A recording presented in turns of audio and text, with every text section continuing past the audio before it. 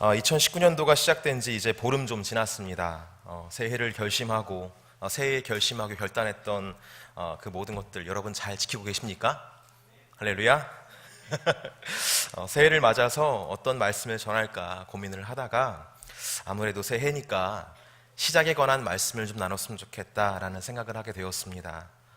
시작. 성경에서 시작하면 아무래도 모든 것의 시작을 다룬 이 창세기가 떠오릅니다. 그렇다면 창세기가 말하는 시작, 그 처음에는 어떤 역사가 이루어졌을까요? 오늘 저는 창세기에서의 이 시작에 관한 이야기를 살펴보면서 우리가 생각하는 시작, 그러니까 새해가 다가왔으니까 우리도 시작이라는 단어, 첫 출발이라는 단어를 생각하고 있지 않습니까? 우리가 생각하는 시작과 하나님께서 이루신 시작은 어떻게 차이가 있을까? 나는 과연 하나님의 시작에 바르게 참여하고 있는 것일까? 시작하고 있는 나의 마음가짐은 어때야 하는가에 대한 도전과 교훈을 좀 나눠보려고 합니다. 오늘 말씀을 살펴보면서 새로운 시작을 향한 우리의 마음가짐이 바로잡히기를 예수님의 이름으로 축복합니다. 여러분도 그렇지만 저도 오늘 본문은 참 많이 들여다본 본문입니다. 굳이 읽지 않아도 머리에 그려지는 말씀이 바로 오늘 본문인데요. 그래도 설교를 준비해야 하니까 창세기 1장 1절부터 차근차근 한번 읽어봤습니다. 읽어보면서 가장 눈에 들어오는 표현은 바로 하나님 보시기에 좋았더라 라는 표현이었어요. 세상이 처음 시작되었을 때에 그때의 세상은 하나님 보시기에 참 좋았었다라는 구절이 노래처럼 이렇게 등장하는 것을 보게 됩니다. 그런 생각을 하면서 이렇게 읽다 보니까 저도 모르게 흐뭇하게 웃고 계시는 하나님의 표정이 떠오르게 됐고, 그리고 참 좋았더라, 빛이 있으라, 이렇게 말씀하시는 그 음성이 참 따뜻했을 것 같다라는 생각이 들었고, 그리고 창조되어지는 모든 만물들을 바라보시면서 기대에 찬 시선으로 바라보시지 않았을까, 그런 시선이 또 떠올리게 되었습니다. 이런 따스함과 소망으로 가득 찬 하나님 모습을 상상하면서 오늘 이 말씀을 듣는 우리 모두도 그렇게 하나님께서 기뻐하시는 인생들이 되었으면 좋겠다라는 그런 마음이 들었어요. 그런 소망이 있는 말씀 여러분 들으면서 여러분 안에 하나님의 기쁨이 충만하게 임하는 복된 인생 되시길 예수님의 이름으로 축복합니다. 이렇게 우리 2019년도의 시작은 하나님이 기뻐하시는 것들로 가득해야 하는데, 그렇다면 어떻게 이런 은혜로운 시간들을 우리가 만끽할 수 있을까? 2019년 새해를 시작하는 시점에서 은혜의 시작이 어떻게 이루어지는지를 알고 가는 것과 여러분 모르고 가는 것은 너무나 다른 과정과 결론을 도출할 거라 저는 생각이 들어서 지금부터 이 시작에 대한 이야기를 본격적으로 좀 시작해 보려고 합니다. 하나님의 은혜가 어떻게 시작되었을까요? 첫 번째는 하나님께서 모든 역사를 시작하셨다라는 증언으로 성경은 시작되고 있는 것을 볼 수가 있습니다. 성경 첫 번째 구절은 이렇게 시작하고 있습니다. 태초에 하나님이 뭘 창조하셨다고요? 천지를 창조하셨느니라 라고 나와 있어요. 태초라는 것은요, 모든 역사의 시작점을 이야기합니다. 그래서 태초에 하나님께서 천지를 창조하셨다라는 말은요, 바꿔 말하면 하나님께서 천지를 창조하심으로 역사의 포문을 여셨다, 창조하심으로 비로소 우주의 역사가 시작되었다라는 점을 이야기한다라는 거예요. 그렇다면 하나님께서 세상을 창조하시기 전에는 어땠을까? 역사가 시작됐다고 하는데 그러면 역사가 시작되기 전 세상의 모습은 어땠을까? 2절에 나오죠. 땅이 혼돈하고 공허하며 흑암이 깊음 위에 있고 하나님의 영은 수면 위에 운행하시니라 라고 나와 있어요. 땅이 혼돈하고 공허하며 흑암이 깊음 위에 있었다. 하나님께서 세상을 창조하시기 전에 이 세상은 한마디로 혼란스러웠다, 공허했다라는 거예요. 개념도 없고 질서도 없고 그래서 가치도 없고 의미도 없는 아무짝에도 쓸모없는 공간이 바로 하나님께서 세상을 창조하시기 전의 모습이었다라는 거예요. 그래서 그때를 가리켜 역사가 시작됐다라고 말할 수가 없는 거예요. 여러분, 무슨 일이 일어나야, 새로운 것이 나타나야, 변화가 있어야 역사가 지금 흐르고 있다라고 말할 수 있는 거 아니겠어요? 아무 일도 벌어지지 않고 그냥 이렇게 있는데 그게 어떻게 역사라고 말할 수 있습니까? 이렇게 하나님께서 세상을 창조하시기 전에는 무의미한 것들의 결합체, 그러니까 혼돈과 공허함과 허무함밖에 없었다라는 것이 성경의 증언이죠. 여러분, 이것은 단지 창조 전에 있었던 그 허무함만을 이야기한다는 것이 아닌 것을 기억해야 할 필요가 있습니다. 여러분, 이것은 그때 그 시절만 이야기하는 것이 아니라 우리네 인생도 그럴 수 있다는 거예요. 다시 말해, 하나님이 안 계시는 삶은 의미 없는 삶일 수 있다는 점을 성경이 이야기하고 있다는 것입니다. 하나님이 계시지 않고 하나님께서 그 인생에 개입하시지 않는 인생은 공허하고 혼돈이며 허무한 뿐이라는 것을 성경이 이야기하고 있다는 거예요. 인생이 어디에서 왔다가 어디로 가는지 모르는 인생, 그렇게 정처 없이 방황하다가 지옥으로 떨어지는 인생, 하나님의 개입이 없는 인생이 바로 이와 같지 않습니까? 그런 삶에 어찌 새로운 역사가 있을 수 있겠어요? 땅에서 왔다가 땅으로 내려가는 인생이지 않습니까?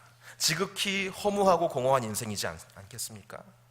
너무나 많은 것들이 일어나는 것 같아 보이지만 그것은 그냥 타오르는 불길이요, 흘러가는 강일 뿐 새로운 변화 같은 것은 없는 그런 허무한 인생입니다. 그것이 바로 하나님이 개입하시지 않는 인생의 모습이라는 거예요. 태초 이전의 모습이나 하나님을 알지 못하는 인생이나 하나님 없는 인생과 하나님 없는 세상은 그렇게 혼돈이고 공허하며 절망뿐이라는 사실이 성경 처음에서부터 딱 등장을 합니다. 하지만 그 이후에 등장하는 말, 바로 성경에서는 하나님은 그 공허하고 혼돈된 세상을 버려두고 계셨다라고 말하고 있지 않아요. 성경은 그 혼란스럽고 공허한 그 세상 수면 위에 어디 계셨다고요? 수면 위에 누가 계셨다는 겁니까? 하나님이 운행하고 계셨다라고 이야기를 하고 있습니다. 여기서 운행하셨다라는 단어를 원어적인 의미로 풀어서 이야기하자면요, 암탉이 달걀을 품는 이미지가 있습니다. 그러니까 하나님이 수면 위를 운행하셨다는 것은 막 수영하고 계셨다 이런 말이 아니라 그 험난하고 그 허무한 것을 이렇게 안아주고 있었다라는 것이죠. 그러니까 하나님께서 그 공허하고 혼돈스러운 이 세상을 버려두신 것이 아니라 암탉이 병아리가 나올 것을 소망하며 달걀을 그렇게 품고 있듯이 이 세상을 소망 중에 품고 계셨다는 것을 성경이 지금 이야기를 하고 있다는 것입니다. 여러분, 하나님께서는 세상에서 쓸모없고 가치없고 의미 없는 존재들을 그냥 내버려 두시는 분이 아니라는 사실을 기억하시기를 바랍니다. 하나님은 그 인생들을 바라보시며 한 가지 소망을 가지고 그들을 품고 계시던 하나님이시라는 거예요. 그 한 가지 소망이 무엇인가요? 태초에 그 절망스러웠던 혼돈과 공허, 그 얼룩진 세상을 끌어안으시며 빛을 창조하시고 바다를 창조하시며 그렇게 생명의 역사를 이어가셨던 것처럼 쓸모없고 죽어져간 인생에 부활의 소망을 가지고 그들을 끌어안으시며 하나씩 하나씩 선한 일을 이루어 가시는 하나님이시라는 것을 성경이 이야기하고 있다는 것입니다. 이 부활의 소망을 품고 계신 하나님으로부터 세상은 시작되었고 역사는 시작되었다라고 성경은 이야기를 하고 있고요, 그때부터 의미 있고 가치 있는 영원한 삶이 시작되었다라고 선포를 하고 있습니다. 사랑하는 성도 여러분, 우리의 시작이 의미가 있는 이유가 무엇입니까? 2019년도가 시작되었기 때문에, 해가 달라졌기 때문에, 그 달라짐 안에서 새로운 다짐과 결단으로 우리가 서 있기 때문에 이 새해가 의미 있는 것입니까? 아니라는 거예요. 우리의 삶이 의미가 있는 것은 혼돈과 공허를 부활의 소망으로 품고 계셨던 하나님께서 우리의 삶을 끌어안으시기 때문에 거기에서부터 의미가 있다는 것입니다. 그때부터 삶 속에서 생명의 역사가 시작되기 때문에 하나님에서부터 우리는 희망과 소망을 찾을 수 있어야 합니다. 여러분, 기억하시길 바랍니다. 모든 역사의 시작은 이 부활의 소망을 간직한 하나님으로부터 시작되었습니다. 하나님이 아니었으면 세상은 여전히 혼돈과 공허로 얼룩졌을 것이고 유의미한 역사를 시작하지 못한 채 절망에 빠져 있었을 거예요. 생명의 역사를 시작하신 하나님을 바라보며 그렇게 하나님의 주권적인 역사를 바라실 수 있는 저와 여러분 되기를 예수님의 이름으로 축복합니다. 두 번째로 우리가 알아야 할 점은, 하나님께서는 세상을 창조하실 때 무엇을 통해 창조하셨습니까? 말씀을 통해 세상을 창조하셨다라는 점입니다. 오늘 말씀을 준비하면서 저 자신을 좀 돌아봤어요. 나는 과연 하나님 말씀을 어떤 마음가짐으로 대하고 있는가? 여러분은 성경 말씀, 이 성경 말씀, 어떤 마음으로 대하고 계십니까? 성경 말씀을 통독해야 한다, 묵상해야 된다, 암송해야 한다 라는 점은 누구나 다 생각을 합니다. 그래서 새해가 되면 성경을 1독하느니 2독하느니 결단을 하고 성경을 읽어 나가죠. 그러다가 시간이 안 되면 한 번 거스르기도 하고, 그렇게 계속 거스르다가 잘 안 되면 쉽게 포기하고 내년에 1독하지 이렇게 생각할 때가 있습니다. 말씀을 묵상한다고, 말씀을 암송한다고, 말씀을 통독한다고 결단은 많이 하지만 여러분, 정작 그 말씀이 어떤 의미가 있는지, 그것을 어떻게 지금 대하고 있는지 우리 한번 곰곰이 생각해 봤으면 좋겠어요. 우리는 말씀 묵상, 말씀 암송, 말씀 통독을 1년 동안 달성해야 할 어떤 과제쯤으로 생각할 때가 있습니다. 그렇지 않습니까? 물론 이런 건 역시 말씀을 대하는 우리의 애정이고 관심이고 너무나 귀중한 삶의 우선순위 결정이죠. 이것을 부인하거나 격하시키려고 드리는 말은 아닙니다. 단지 우리가 가지고 있는 이 말씀에 대한 마음가짐이 성경에 나타난 말씀을 향한 바른 마음가짐과 얼마나 부합하고 있냐, 우리 한 번쯤 진솔하게 고민해 봐야 한다는 거예요. 여러분, 우리가 만약 말씀을 한 해 동안 붙들고 씨름해야 할 혹은 달성해야 할 어떤 도전 과제 정도로만 생각한다면 죄송하지만 그것은 성경 말씀에 대한 올바른 마음가짐이라고 볼 수 없습니다. 성경 말씀은 말씀에 대해서 이렇게 증언하고 있어요. 하나님은 천지의 모든 만물을 말씀을 통해서 만들어 가셨다라고 말하고 있습니다. 여러분, 말씀은요, 천지 창조의 유일한 도구였습니다. 믿으십니까? 저 굉장히 어려운 말을 하고 있는 것 같습니다. 말씀은 천지 창조의 유일한 도구였어요. 우리가 읽는 말씀, 우리가 듣는 말씀, 우리가 순종하는 말씀, 이건 어떤 규율, 법칙, 도전, 과제 정도가 아니라 세상을 창조시킨, 역사를 진행시킨 하나님의 유일한 도구였다라는 것이 성경이 지금 말하고 있는 것이라는 거예요. 그런 의미에서 출애굽한 이스라엘 백성들이 시내산에서 하나님께 말씀을 받았을 때에 그 감격이 어땠을까 저는 돌아보게 되었습니다. 여러분, 당시 이스라엘 백성들은 가나안 땅에서 어떻게 살아가야 될지 막막한 상태였어요. 애굽에서야 노예니까 바로가 시키면 시키는 대로, 바로가 주면 주는 대로, 애굽 사람들이 그렇게 시키는 대로 주는 대로 살면 되는 거였어요. 그때는 그렇게 살면 되는 거였습니다. 그런데 앞으로 살아가야 할 이 가나안 땅에서는 도대체 어떤 방식으로 살아가야 할지 감이 잡히지 않던 때였습니다. 그때에 하나님께서 이 율법 말씀, 하나님 말씀을 모세를 통해 주시고 이 말씀에 어떤 의미가 담겨 있는지 교훈을 하시기 시작합니다. 신명기 11장 11절에서 15절까지의 말씀을 제가 읽을 텐데요. 여러분, 같지 않아 보이지만 제가 모세라고 생각하시고 여러분들이 백성이라고 생각하시고 그 말씀을 한번 잠잠히 들어보시기를 바랍니다. 너희가 건너가서 차지할 땅은 산과 골짜기가 있어서 하늘에서 내리는 비를 흡수하는 땅이요, 내 하나님 여호와께서 돌보아 주시는 땅이라.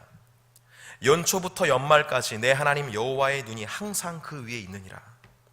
내가 오늘 너희에게 명하는 내 명령을 너희가 만일 청종하고 너희의 하나님 여호와를 사랑하여 마음을 다하고 뜻을 다하여 섬기면 여호와께서 너희의 땅에 이른 비, 늦은 비를 적당한 때에 내리시리니 너희가 곡식과 포도주와 기름을 얻을 것이요 또 가축을 위하여 들에 풀이 나게 하시리니 내가 먹고 배부를 것이라. 그들이 받은 말씀, 그리고 우리가 지금 받고 있는 이 말씀은 글자 혹은 행동 강령 그 이상의 의미가 있다라는 겁니다. 이 말씀은 곧 생명이라는 거예요. 그 말씀대로 살아갈 때에 생명을 부여받을 수가 있고 그 말씀대로 살아내지 못하면 생명이 걷어지게 될 것이다라고 하나님께서 지금 말씀하시고 있는 것입니다. 애굽에서는 바로의 말대로 살면 되었고 농사를 잘 지으면 생명을 유지할 수 있었는지 모르지만 하나님의 나라 가나안에서는 사람의 말과 땅의 법칙이 아니라 하나님 말씀으로 따라 살 때에 생명을 유지할 수 있다라는 것을 말하고 있는 것입니다. 이렇게 말씀은 어떤 과제가 아니라 우리의 생명과도 직결되는 생명 역사의 도구이며, 그 하나님 말씀을 이 땅에 풀어놓을 때 생명의 역사가 시작된다고 성경은 이야기하고 있는 거예요. 그래서 유대인들은 하나님 말씀을 대할 때요, 최고의 존경의 의미를 담았습니다. 그들은 말씀을 필사하는 중에서도 우리는 그냥 막 필사하잖아요. 근데 그렇게 하지 않았어요. 한 구절 한 구절 쓰고 목욕하고 정결의식을 행하고, 또 한 구절 쓰고 정결의식을 행하며, 그렇게 말씀을 귀하게 또 귀하게 최고의 존경을 다해서 대했다는 걸 볼 수 있어요. 이런 의미로 본다면 우리가 말씀을 대하는 태도를 반성해야 합니다. 말씀은 우리가 받은 선물이에요. 왜냐하면 이 말씀으로부터 창조가 시작되었기 때문에 이 말씀은 선물입니다. 이 말씀을 듣는 것은 영광이에요, 여러분. 왜냐하면 이 말씀으로부터 생명력이 흘러나오기 때문에 그런 거예요. 이 말씀을 순종하는 것은 위대한 역사에 참여하는 것입니다. 왜냐하면 세상의 모든 역사는 이 말씀에서부터 태어났기 때문에 그렇습니다. 말씀을 듣는 것, 말씀을 읽는 것, 말씀을 암송하는 것, 말씀을 묵상하는 것, 그리고 말씀을 순종하는 것까지, 이 모든 것은 우리의 과제가 아니라 특권임을 기억하시기를 바랍니다. 옆에 사람과 인사하시기를 바랍니다. 말씀은 과제가 아니라 특권입니다. 여러분 2019년도 될 수 있는 한 말씀을 가까이 하셔서 하나님의 능력과 생명의 역사를 마음껏 누리실 수 있는 저와 여러분들에게 예수님의 이름으로 축복합니다. 세 번째로 우리가 알아야 할 것은, 하나님께서는 우리를 하나님의 동역자로 삼으셨다. 뭐로 삼으셨다고요? 하나님의 동역자. 동역자가 아니라 하나님의 동역자로 삼으셨다는 거예요. 창세기 1장 27절에서 28절까지의 말씀에 이런 말씀이 있습니다. 하나님이 자기 형상 곧 하나님의 형상대로 사람을 창조하시되 남자와 여자를 창조하시고, 하나님이 그들에게 복을 주시며 하나님이 그들에게 이르시되 생육하고 번성하여 땅에 충만하라, 땅을 정복하라, 바다의 물고기와 하늘의 새와 땅에 움직이는 모든 생물을 다스리라 하시니라.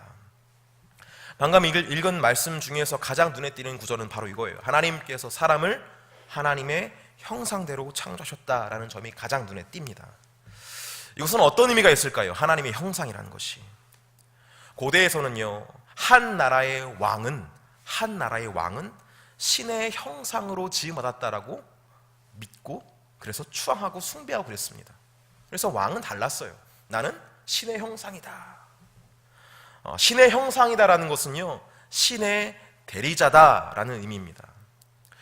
여러분 이렇게 생각하시면 됩니다. 여러분 무전기 아시죠? 무전기.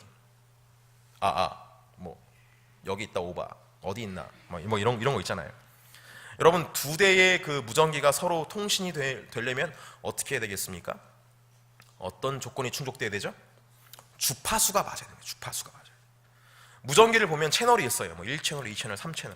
이 채널이 맞지 않으면 통화할 수 없습니다. 하지만 채널이 통하면 서로의 목소리를 들으면서 어떤 일을 진행할 수가 있죠. 간혹 경찰들이 사용하시는 무전기 주파수를 본의 아니게 사용할 때가 있습니다. 일을 진행하다 보면은, 맞추다 보면은 막 경찰들이 얘기하는 소리를 들을 때가 있어요. 그렇게 되면 경찰 그분들이 이야기하는 것을 듣게 됩니다. 본의 아니게. 요즘 나오는 제품들은요, 경찰이 사용하는 주파수를 아예 막아버리는데, 옛날 제품들은 경찰들이 사용하는 주파수도 열려 있어서 그걸 사용하면 불법이라는 얘기를 제 김신원 목사님한테 들었습니다. 그분은 모르는 게 없어요. 그래서 예전 제품을 사용하는 것을 이게 불법이니까 그러니까 이렇게 막아놔야 된다, 뭐 이런 얘기를 하셔요. 그만큼 무전기에 있어서 주파수를 맞추는 건 굉장히 중요한 것입니다. 하나님의 형상으로 지음받았다는 것도 같은 의미예요. 하나님의 형상대로 지음받았다는 것은요, 무전기의 주파수를 맞추는 것처럼 우리가 하나님과 같은 주파수를 가지고 있다는 점을 말하는 것입니다.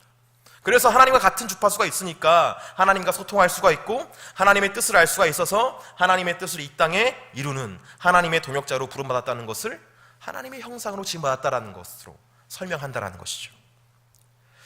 여러분 우리 모두가 알다시피 하나님께서 사람을 몇 번째 날에 창조하셨습니까? 제 손가락 보세요. 6번째 날에 창조하셨죠. 그런데 6번째 날에 창조된 것이 사람만이 아니었다는 것을 보게 돼요. 창세기 1장 24절에서 31절까지의 말씀을 주의 깊게 읽다 보면요, 땅의 짐승들도 6번째 날에 창조되었다는 사실을 우리가 알게 됩니다. 같은 날에 태어난 거예요, 짐승과 우리가. 심지어 먹을거리도 짐승과 사람이 비슷한 걸 볼 수 있습니다. 그렇다면 짐승과 사람의 차이점은 어디에 있을까요? 당연히 하나님의 형상에 있다라는 거예요. 여러분, 창세기 2장에는 인간의 정체성을 다른 각도에서 강조하기 위해서 좀 다른 창조 기사가 등장하는 걸 볼 수가 있습니다. 어떤 분은 이걸 보고 막 창조가 두 번 있다고 말하는데 그 이단입니다. 다른 각도에서 강조하기 위해서 말하는 것인데, 창세기 2장 7절에는 사람에 대해서 이렇게 기록합니다. 여호와 하나님이 땅의 흙으로 사람을 지으시고 생기를 그 코에 불어넣으시니 사람이 생명이 되니라 라고 나와 있어요.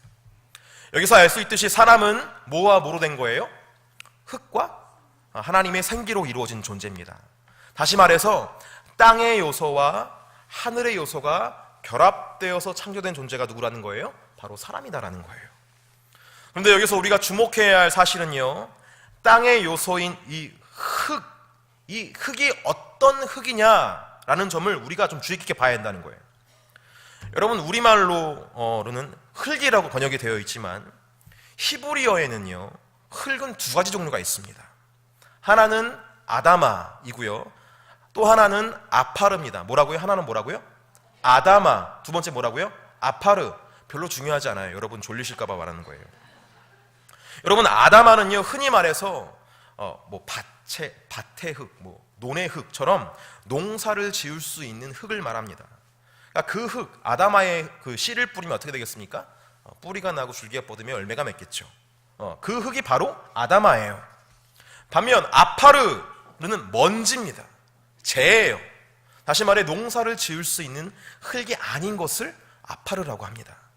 자, 여러분께 질문하겠습니다. 사람은요, 아담은 아다마, 농사 짓는 흙으로 만들어졌을까요? 아니면 아파르, 농사 지을 수 없는 먼지로 만들어졌을까요? 뭐로 지원받았을 것 같습니까? 이렇게 말씀하시면 어떡해요? 많은 분들이 제가 이렇게 질문을 하면 아다마로 지어졌을 것 같다고 말해요. 그러니까 의미 있는 것으로, 열매를 맺을 수 있는 흙으로. 그래도 사람인데. 근데 그렇지 않습니다. 재로 만들어졌어요. 창세기 2장 7절에 나오는 여호와 하나님이 땅의 흙으로 사람을 지으시고 라고 할 때 이 흙은 아파르라고 되어 있습니다. 다시 말해 사람이 아무짝에도 쓸모없는 먼지와 재와 같은 재료로 만들어졌다라는 것이 성경의 증언인 거예요. 그렇다면 이 아파르로 지은 사람을 어째서 하나님께서는 아담이다, 생명이다 라고 말하는 것일까요? 왜냐하면 우리의 존재는 비록 아파르로 지음 받았지만 그 의미 없는 존재에 하나님의 숨결이 들어갔기 때문에, 하나님의 생기가 들어갔기 때문에 하나님의 숨결이 들어간 그 뒤로는 사람은 아파르가 아니라 아담, 즉 존귀한 존재로 거듭나게 되었다라는 것이 성경의 이야기입니다. 우리가 하나님의 동역자가 되었다는 것은 바로 이런 의미를 말하는 거예요.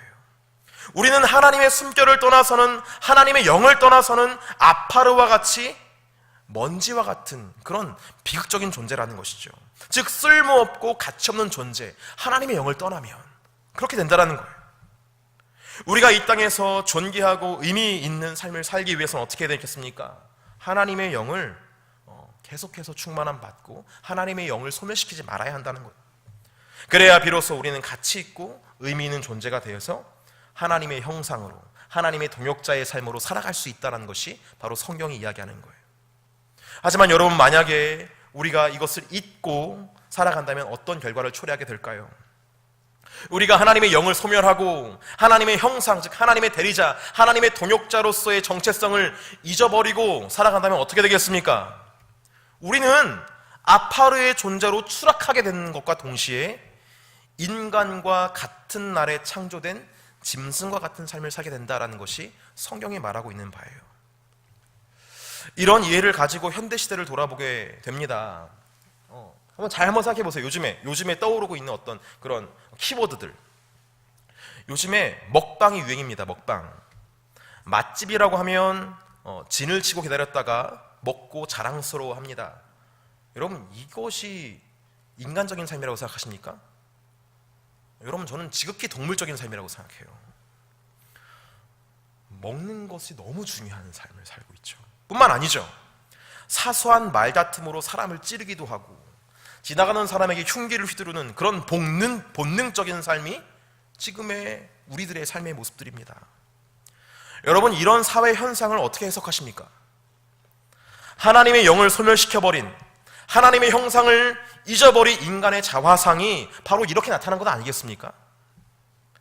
창세기 2장을 읽어가면서 저는 충격적인 것을 발견하게 되었어요. 2장을 쭉 읽어 내려가면요, 동물 창조 구절이 등장합니다. 2장 19절 말씀인데요, 여호와 하나님이 흙으로 각종 들짐승과 공중의 각종 새를 지으시고, 그 부분이 나와요. 방금 이제 19절을 읽은 것처럼 짐승도 뭐로 지음받았다는 겁니까? 흙으로 지음받았대요. 그렇다면 이 짐승은 어떤 흙으로 지음받았을까요, 여러분?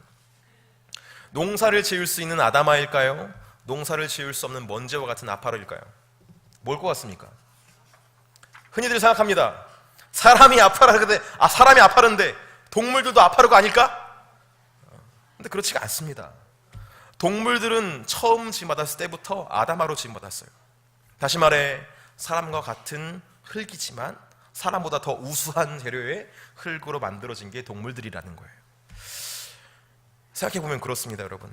민망한 표현이지만 우리들 흔히 개만도 못한 인간이라는 표현을 씁니다.